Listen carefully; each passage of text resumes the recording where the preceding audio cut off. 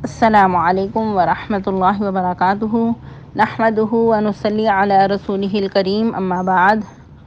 امید کرتے ہیں کہ آپ تمام سسٹرز خیر و عافیت سے ہوں گی اور ایمان کی بہترین حالت میں ہوں گی، اور امید ہے کہ آپ لوگوں نے فرائیڈے اچھے سے گزارا ہوگا اور جو فرائیڈے کی سنتیں ہیں وہ بھی اچھے سے ادا کی ہوں گی۔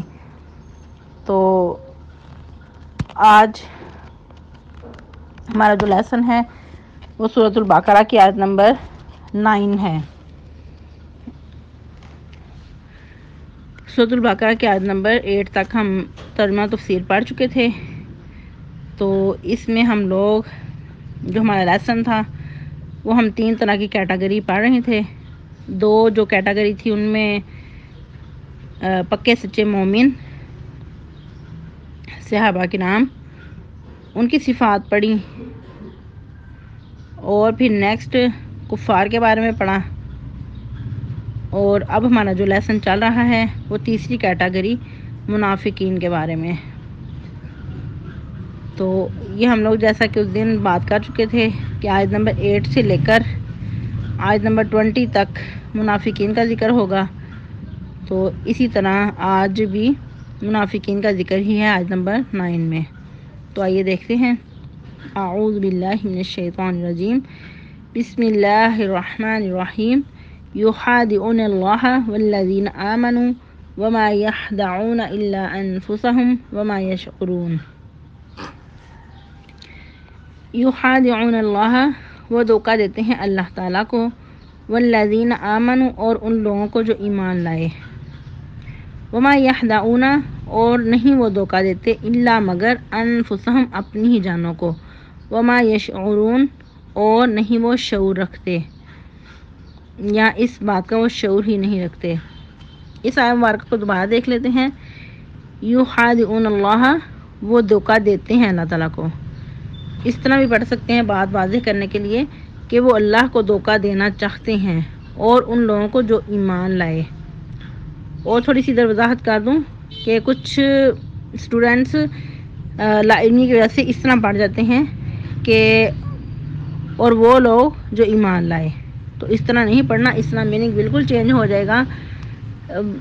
اس طرح پڑھنا ہے کہ ان لوگوں کو جو ایمان لائے۔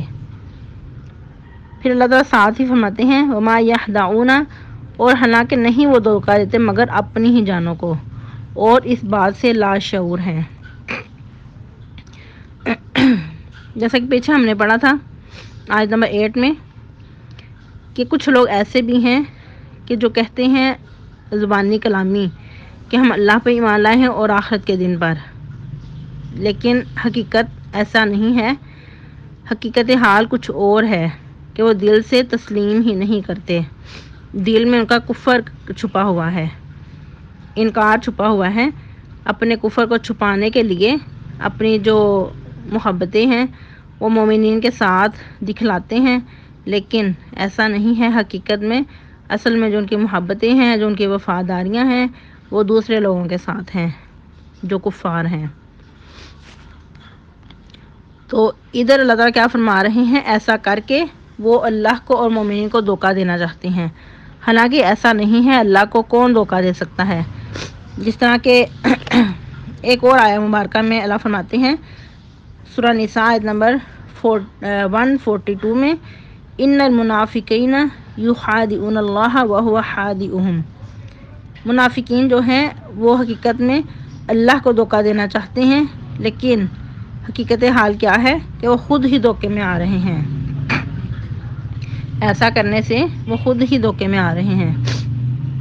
اور پھر آگے اللہ تعالیٰ کیا فرماتے ہیں، وما یخدعون، اور نہیں وہ دھوکہ دیتے مگر اپنی ہی جانوں کو، کہ وہ خود ہی دھوکے میں آ رہے ہیں۔ وما یشعرون، اور وہ اس چیز سے لاشعور ہیں کہ جو کچھ وہ کر رہے ہیں اس بات کا ان کے اندر شعور ہی نہیں۔ شعور کہتے ہیں جن کے اشعار سے ہے، بات کی تہ تک پہنچنا، جسا شعر عربی میں بال کو کہا جاتا ہے، کہ ان کے اندر بال جتنا بھی شعور نہیں ہے۔ یہ ایسے بزدل لوگ ہیں اور ایسے عقل کے اندھے لوگ ہیں کہ ان کے اندر بال جتنا بھی شعور نہیں ہے۔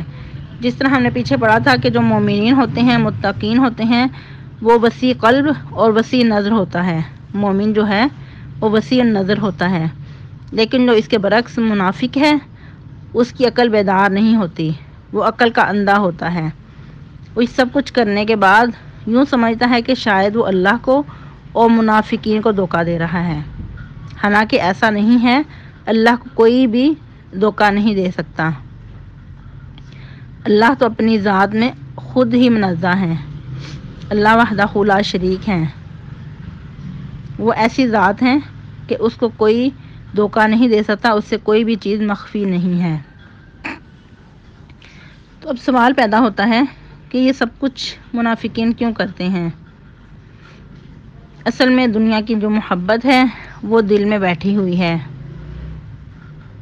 جہاں سے ان کو فائدہ حاصل ہوتا نظر آتا ہے ان کی طرف ہو جاتے ہیں۔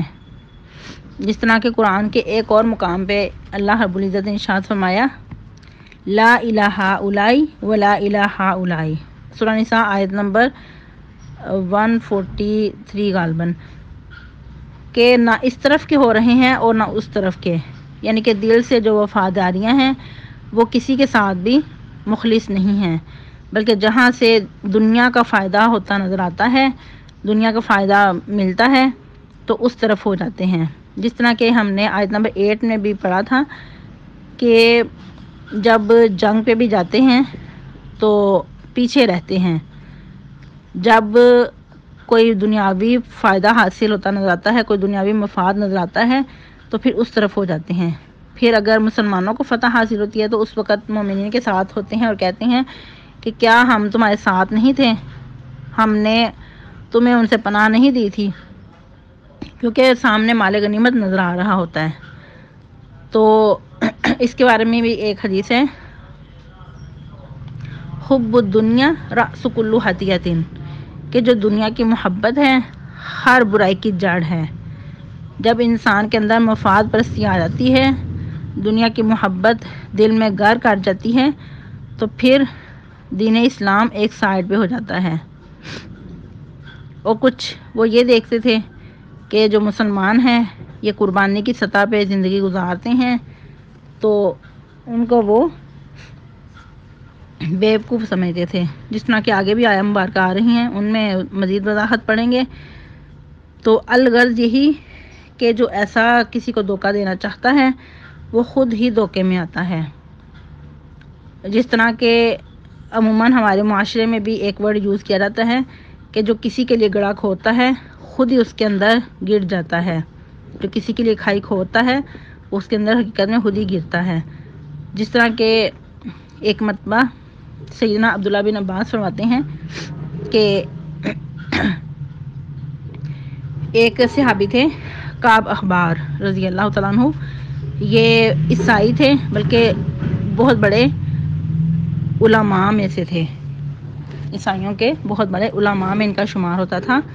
تو جب اسلام قبول کر لیا تو اس کے بعد پھر جلیل القدر صحابہ میں ان کا شمار ہو گیا۔ تو فرماتے ہیں عبداللہ بن عباس سے کہ تورات میں، اور میں یہ بھی بتا دوں کہ تورات کے بہت بڑے عالم بھی تھے یہ، تو کہتے ہیں کہ ہماری تورات میں، یعنی کہ تورات میں یہ لکھا ہوا ہے کہ جو کسی کے لیے گڑھا کھودتا ہے تو خود ہی اس کے اندر گر جاتا ہے۔ تو آگے سے عبداللہ بن عباس فرماتے ہیں کہ قرآن مجید میں بھی ایک آیا مبارکہ ہے اس طرح کی۔ انہوں نے کہا پوچھا کہ کون سی؟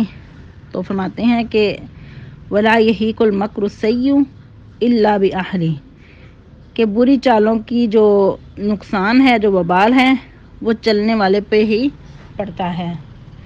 چلنے والا ہی جو مکر کرتا ہے، جو تدبیریں بری بری کرتا ہے، جو کسی کے ساتھ چال بازی کرتا ہے، اس کا نقصان اسی کو ہوتا ہے، اس چلنے والے کو ہی۔ وَلَا يَحِيقُ الْمَكْرُ السَّيِّئُ إِلَّا بِأَهْلِهِ، یہ آیا مبارکہ ہے سورہ فاطر کی غالباً 43۔ تو ہمارے جو کرنے کا کام ہے وہ یہی ہے کہ ہم خود کو چیک کریں گے کہ کیا ہمارا ظاہر اور باطن ایک ہے یا ظاہر اور باطن میں کچھ فرق نہیں. جس طرح کہ آیت نمبر 8 میں بھی ہم نے پڑھا تھا کہ جو منافق ہوتا ہے وہ دو رخا ہوتا ہے، وہ دوسرے کو دھوکہ دینے والا ہوتا ہے، وہ کسی ایک کے ساتھ مخلص نہیں ہوتا. تو جب انسان کے اندر خود غرضی آ جاتی ہے، مفاد پرستی آ جاتی ہے، تو پھر انسان کسی کے ساتھ بھی مخلص نہیں رہتا، نہ اپنے اللہ کے ساتھ مخلص، نہ ان بندوں کے ساتھ مخلص، نہ رشتے ناتے میں مخلص. کیونکہ منافقین کی ایک یہ بھی خصلت ہے کہ وہ رشتے داریاں بھی کاٹتا ہے، قطع تلقی بھی کرتا ہے، اپنے رشتے داروں کے ساتھ بھی مخلص نہیں ہوتا. جس طرح کہ ہم نے آیت نمبر 8 میں بھی منافقین کی جو خصلتیں تھیں، منافقین کی جو نشانیاں تھیں، اس کے بارے میں ایک حدیث پڑھی تھی کہ نبی صلی اللہ علیہ وسلم نے فرمایا، مفہوم حدیث، کہ جس کے اندر 4 خصلتیں پائی جائیں، منافق کی 4 نشانیاں بتائی گئیں کہ وہ پکا سچا منافق ہے. اگر جو روزے رکھے، کہے، دعویٰ کرے کہ میں مسلمان ہوں. تو ایک اور حدیث مبارکہ ہے، اس میں 3 خصلتوں کا ذکر ہے کہ جس کے اندر 3 خصلتیں پائی جائیں وہ منافق ہیں. تو یہ دونوں روایتیں ہیں جو اتھینٹک ہیں. اور قرآن کے اور بھی بہت سارے مقامات سے پتہ چلتا ہے کہ جو منافقی ہے بہت ہی زیادہ چال باز اور بہت زیادہ نقصان دینے والا ہوتا ہے. اور جیسا کہ سورہ محمد میں غالباً فرمایا کہ ایسے جو لوگ ہیں قریب ہیں کہ وہ اپنی رشتہ داریوں کو کاٹ ڈالیں. تقطعوا ارحامکم. تو یہ کسی کے ساتھ بھی ایسا منافق سچا نہیں ہوتا، مخلص نہیں ہوتا. تو پھر وہی بات جو کہ ہم نے آیت نمبر 8 میں بھی دہرائی تھی کہ ہم کسی کے لیے ججمنٹ نہیں کریں گے، بلکہ ہر بندے کو اس کے بارے میں اپنا جائزہ خود ہی لینا ہوگا کہ کہیں میرے اندر تو ایسی علامات نہیں ہیں، کہیں میرے اندر تو نہیں منافقت. انسان کو ہمیشہ ہی اپنا جائزہ لیتے رہنے کی ضرورت ہے. کبھی بھی انسان خود کو پارسا نہیں کہہ سکتا، کبھی بھی انسان خود کو پرفیکٹ نہیں کہہ سکتا، کیونکہ انسان کے ساتھ شیطان ہمیشہ موجود رہتا ہے. السلام علیکم ورحمۃ اللہ وہ کہیں نہ کہیں وبرکاتہ. انسان کو بھٹکا دینے کی کوشش میں لگا رہتا ہے. پیارے سسٹرز، یہ ادھر اس طرح کہ نام کی اللہ نہ کرے مسٹیک کہ ہو گئی. انسان کی نیت میں بھی تھوڑا سا فتور سیدنا آ جائے، حنظلہ انسان رضی کی اللہ نیت بھی تعالیٰ عنہ خراب ہو جائے تو انسان کے یہ لیے جو نقصان کا سبب ہے. پریشان ہو گئے تھے کیونکہ کہ شیطان ہمارے جو نبی صلی اللہ علیہ وسلم کے ہر پاس طرف سے گھیرنے ہماری کی کوشش ایمانی کرتا کیفیت ہے. اور ہوتی ہے، اور جب ہم شیطان اپنے جو ہے گھروں میں انسان چلے کے جاتے ہیں، اپنے اندر بیوی بچوں میں رگوں مصروف ہو میں جاتے ہیں، خون کی اپنے طرح گردش کاروبار میں کرتا ہے. مصروف ہو جاتے ہیں، تب ہماری تو ایمانی کیفیت اور ہوتی ہے. انسان تبھی اس سے بچ سکتا تو ہے یہ ان کے جب بارے میں نام انسان کا بتانے میں جو تھوڑی مسٹیک ہو گئی. تقویٰ ہے ان کا نام وہ تھا اعلیٰ معیار کا ہو. حنظلہ رضی اللہ تعالیٰ عنہ. ٹھیک ہے، تو یہ کاتبین وحی میں سے تھے. انسان جیسا کہ ہم نے پہلے بھی نبی بات صلی اللہ کی علیہ وسلم جن سے تبھی وحی بچ لکھوایا سکتا کرتے ہے تھے، یہ بھی ان جب میں سے قرآن و ایک تھے. حدیث کا فہم ان کو بھی حاصل اللہ کرے رب العزت نے شرف اور اس سے عمل عطا کیا پیرا تھا. ہو. تو اور جو حذیفہ رضی اللہ تعالیٰ عنہ ہیں، وہ بار بھی بار بہت اپنے جلیل القدر ایمان کی صحابہ میں سے تجدید تھے، کی ضرورت ہے. اور ان کو بہت فکر رہتی تھی بہت ہی کہ خوبصورت کہیں سی میں بات لگتی ہے فتنے کے دور سے گزروں، کہ صحابہ کرام کسی آپس میں فتنے کہا کرتے مبتلا تھے نہ ہو جاؤں، اس آؤ لیے آپ کچھ سے گھڑی کے لیے یہ بھی ایمان لے آئیں، یعنی یعنی کہ کہ کچھ گھڑی کے بہت لیے اپنے ایمان اس کی بارے میں ریسرچ تجدید کرتے کر لیں، رہتے فتنوں کے کچھ دور گھڑی کے کے بارے میں. لیے اپنے ایمان کو فرماتے جلا کہ لوگ بخشیں. تو خیر کے بارے میں پوچھتے ہیں، لیکن انسان میرا سوچے معاملہ کہ کچھ ان کے برعکس تھا ایمان اس میں کے کچھ کہ میں خیر کی بجائے شر شک کے تھا. بارے میں معلومات ہم حاصل ان کے کرتا رہتا. آپ ایمان کے سے بارے بار میں بار سوچ بھی سکتے ہیں شر کے بارے میں سوال کرتا، کہ ان کے ایمان میں کچھ کمی تھی، اس ڈر سے کہ کہیں میں کسی لیکن فتنے میں مبتلا نہ ہو جاؤں. کیوں ایسا کرتے تھے؟ تو آپ لوگ کریکشن کر لیں جیسا کہ جو ادھر ایک صحابی کھیتی کا کو نام بتایا گیا تھا پانی کی ضرورت حذیفہ ہوتی ہے، نہیں بلکہ سیدنا ایک حنظلہ کھیتی کو رضی بار اللہ بار تعالیٰ عنہ. سیرابی کی ضرورت ہوتی ہے، ایسے ہی انسان کو بار بار اپنے ایمان کو سیراب کرنے کی ضرورت ہے.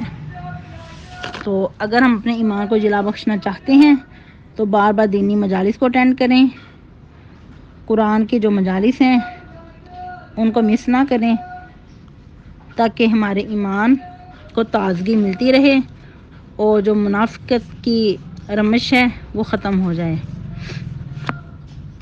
یہ ہم لوگ آیت نمبر 9 کی ترجمہ تفسیر پڑھ چکے. اللہ رب العزت سے دعا ہے کہ اللہ رب العزت ہمیں قرآن و حدیث کا صحیح فہم حاصل کرنے اور اس پہ عمل پیرا ہونے کی توفیق عطا فرمائے. آمین. والسلام علیکم ورحمۃ اللہ وبرکاتہ.